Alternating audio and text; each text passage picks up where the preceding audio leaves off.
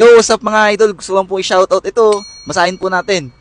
Gusto kasi kayo makausap ng manager ng blank. At tinanong ko kung para saan mga idol. At ang sabi, kayo po saning gagawing head coach ng blank para sa mga ligang labas at commercial league. Pero wala pa naman po kaming ligang sasalihan. Piniprepare pa lang yung mga players, sir. Yun po kung pwede kayo. O di ba nakaka-bless yan mga idol? Maraming salamat po sa lahat na nakaka-appreciate kung paano tayo mag-coach sa mga kino-coach natin ng mga liga.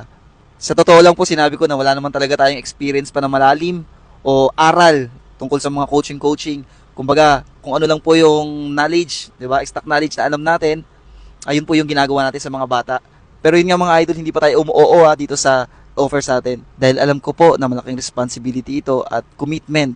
Kaya tulungan nyo nga ako mag-isip mga idol kung talagang tatanggapin natin ito. Kasi sa totoo lang kilala ko yung sarili ko na parang hindi pa ako karapat dapat sa mga ganitong klaseng obligasyon.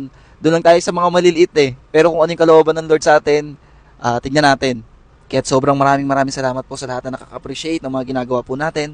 At syempre, thank you sa taas. Thank you sa Lord sa patuloy na biyayang ito dahil sa Kanya galing lahat ito. Kaya patuloy tayong magpapasalamat sa Kanya. Salamat po Lord sa inyo po ang lahat ng kapurihan. O kung naging player kita, o na-coach man lang kahit minsan sa isang liga, comment ka naman dito kung kamusta ba ako maging coach sa inyo. Antayin kayo mga idol at pakishare na rin. Salamat. Galingan lang natin palagi sa buhay. Ingat.